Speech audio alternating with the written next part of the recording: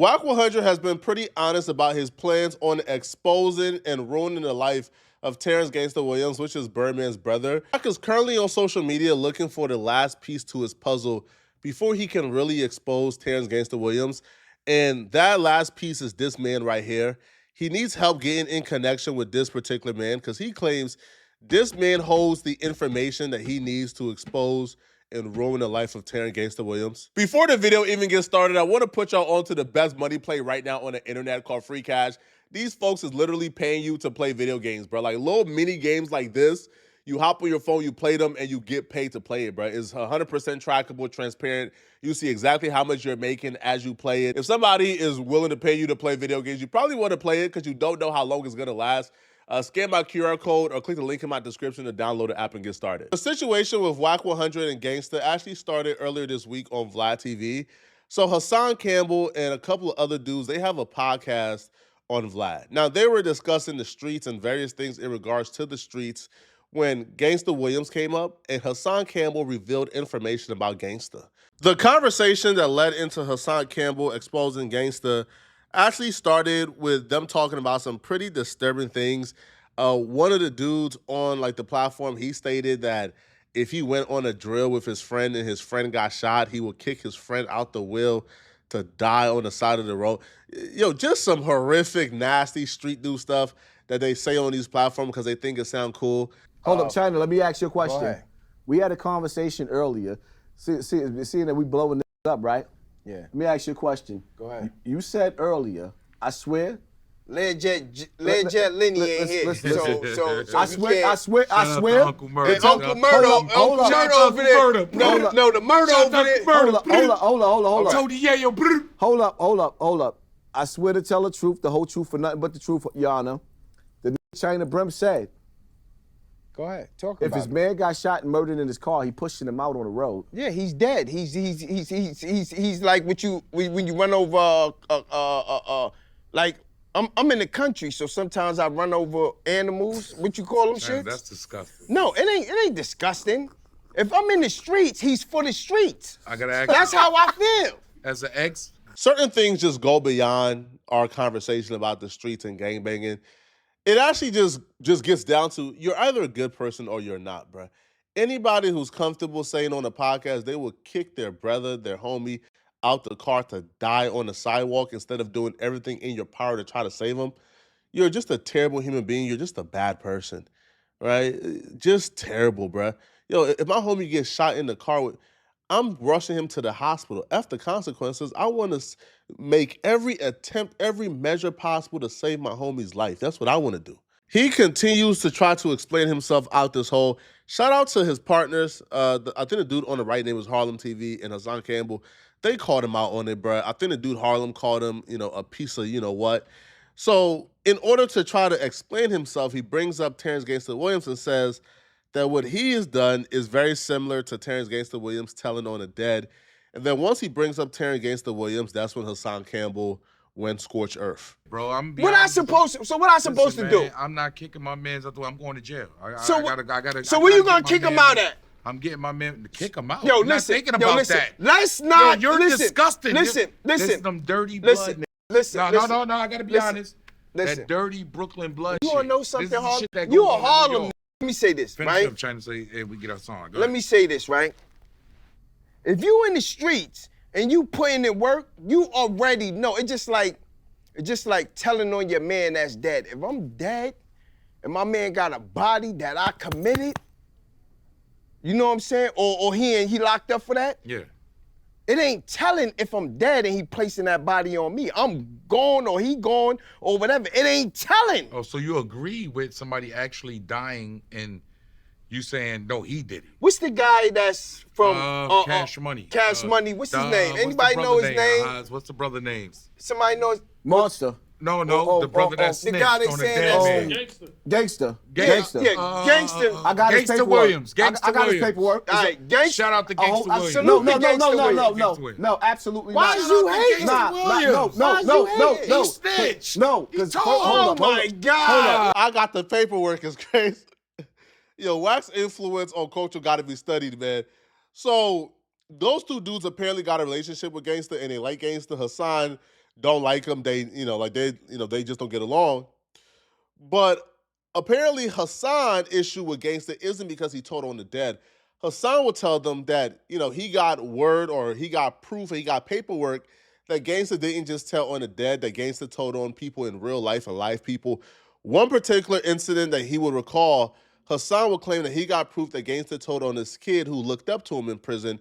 The kid told him a lot of information that Gangsta then used to get home early. Hold Oh up. my God, Harlem. I got Look the at this. listen. He First of all, snitched. You in the comment section. I know the nigga he snitched on, and I know what he did. And How I you can't. know the I know the nigga's nigga. dead? Listen, I got the paperwork.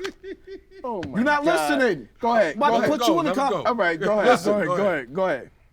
The dude that he snitched on, what he did was, he had the DEA transfer him to Brooklyn House. Because this nigga had all these murder cases, he seen an up-and-coming young boy that had a couple of bodies. Now, son is in the cell, and I need for y'all to understand, all you niggas in jail, this is why you never talk about your case, because even the law library will bury you if he know the ins and outs of your case. So this clown, he's wearing a wire.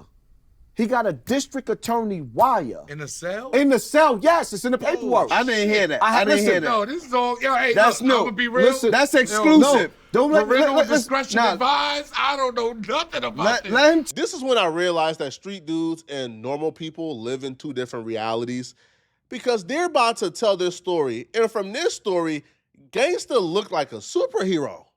Like, when I listened to this story and Hassan broke down how Gangsta got a murderer locked up, and not only did the murderer get locked up, but other people who's connected to this dude who also committed murders, they got locked up and they were held accountable. When he's telling this story, I said, Gangsta deserve a Nobel Peace Prize. He got a lot of monsters off the streets, but they're telling this story as if Gangsta should be shamed for it. And that's what I don't understand here, right? I never knew that. I never know knew he that. told us some dead, but I didn't know that. Go ahead, I made the videos. That's why he's so mad at me. Because the paperwork is so thick. It takes two hands to hold the paperwork of telling the nigga dead. He did not just tell on dead people. He told on a good nigga that looked up to him. Wow. And because the dude was sitting in a cell trying to impress him, what he did was he told on other homicides, trying to impress this nigga in jail with a bunch of homicides. So what happened was, now he ended up getting life in jail, and his co-defendant, because now you telling street business, the nigga that did the dirt with him, Yeah. ended up getting life too. And later on in jail, because when they got next to this nigga because he was gossiping, loose lips, sink ships. What ended up happening is, son that got told on by Gangsta, Yeah. he got stabbed almost to death. Got stabbed like 30 times in jail for running his mouth By Hassan. and telling this. So now, dude is all on the internet. He's a famous rat being interviewed and lying, talking about he just snitched on the dead. That told on real people in jail. He wore wires in the penitentiary. The most hilarious thing was when Hassan says he told on a good nigga. Huh? Somebody who was in jail for a murder and who had information on other murders that he was involved in, that was the good person? What? To me, that sounds like the devil. That sounds like somebody who deserves whatever bad karma that came their way, bro. They took people off earth. Now, I think Gangsta, from my perspective, is still halfway in, halfway out. Because when Vlad asked Gangsta about this, Gangsta like was deflected a little bit. And when he was deflecting, that tells me he still cares about the opinions and validation from the streets. When Gangsta, we support you. We support you telling on a murderer. We think you did the Lord's work. Right? Who give a damn if Hassan and those two other dudes is, oh my God, listen, man, you don't gotta deflect for validation from the streets. We support you 100%. Right? Tell on all them niggas. But when Vlad asked Gangsta about this, Gangsta deflected. And this is the first time I've ever seen Gangsta deflect during an interview. He's usually pretty direct with his answers. I had a podcast that we hosted on Vlad TV with Hassan Campbell, China Brim, and Harlem Legend. And they brought up this whole, you wore a wire, and got someone a whole bunch of time and everything else like that. I'm listening to this thinking, me and you went over this story already. Is there anything new to the story, or is this the exact same thing that we went over? Exact same thing. First, shout out to China Brim, because when China Brim first come home, he had reached out to me, and this when I was just getting out and a lot of stuff, and I didn't want him to get caught up in my mess because I know he a real one. I don't know the brother, the Harlan legend, but Hassan Cam is a red dragon. What is that? The Bloods know about what that is. A red dragon is a gay person. So okay, so you're saying Hassan Campbell's gay? Yeah. So my thing is this, Vlad. Hassan Campbell been saying my name since I've been home, calling me out my name, disrespectful stuff. So I've been like, you know what? The appropriate thing I should have done was reached out to African Bambaataa and say, hey, you know what a garden tool is? Correct. Your garden tool or your female dog, what they call a female dog? Bitch. Is being disrespectful, check your people. Because he admitted African Bambaataa is his war daddy. So I should have reached out to him. What? His war daddy. That's what they call in jail when somebody protect you. War daddy. Yeah, they protect you and all. That's his war daddy. Okay. So I'm learning new phrases here. Yeah, I'm giving it to y'all too. But anyway, yeah, same old thing. They keep pumping. What I learned, and I said that this year that I wasn't going to be going back and forth with transgenders. The Rainbow Coalition, when they say stuff, I got a new slogan, I don't care.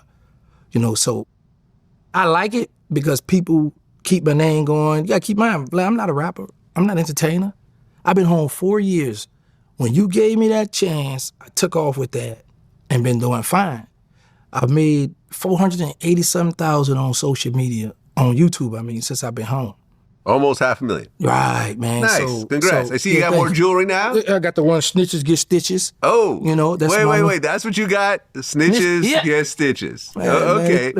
Wack is watching this, and Wack is getting very suspicious and very upset that Gangsta is not addressing it, and he's kind of deflecting. You see, Gangsta was asked about it, but then he pivoted directly to Hassan Campbell is hating on me. Hassan Campbell is gay. This and this and this. Listen, man. All right. Whether or not Gangsta did this or he didn't do it, I still like Gangsta, right? I think Gangsta is still dope.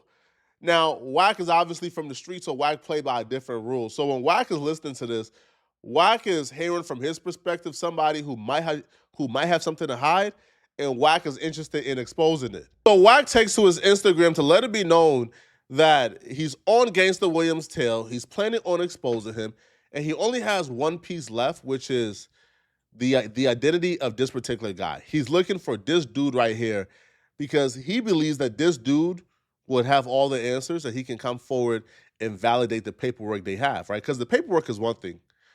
But if you have the dude who apparently Gangsta told on, now I don't know how Wack 100 found dudes like Photo.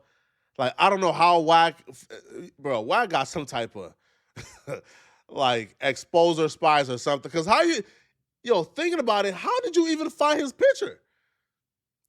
So Wack goes, we're looking for this man. He's known to be the living body that was informed on while in MDC, New York by Terrence Gangsta Williams. Poppy from Bronx River, which is Hassan Campbell, broke this story, and when Vlad questioned Terrence about it, he ducked the question. If anybody knows this man, tell him we have a bag for him to elaborate on his story and just who the confidential informant was. Of course, in the meantime, exposers will be digging. Contact Hassan Campbell by DM with this information. Damn, bro. Yo, some things, man, Wack just be doing it for the plot, man. I feel like, bro, Wack be home, hella bored, rich as hell, don't got nothing to do, bro. All right? Just rich, don't got nothing to do but expose people, man. Because, Gangsta never, mentioned Wack in that interview. Wack just seen this on his timeline, and Wack says, oh, yeah, I want to, to wake up and say, hey, I'm going to use my money to make sure you get exposed. Nah, bro, Wack a different type of dude, bro. I don't want no smoke with Wack, bro, ever in life, man. But y'all let me know in the comment section, man, what do you guys think about this, bro? Would this change how you view Terrence Gangsta Williams, or do you already think Gangsta Toad, right? Let me know in the comment section, okay? And if you're still watching this video and you want to watch another good video, then click on this video right here to find out why the entire world is clowning this rapper after Lil Baby, effed his girlfriend is really bad, bro. Like, it's embarrassing. Click on this video right here to find out what I'm talking about. And if you enjoy these videos, like it and subscribing helps, but sending a hype to this video is how you push this video in the algorithm for me. So if you can afford it, please send a hype to this video. I'm gonna see you guys in the next video, okay? Out of here, folks. Peace.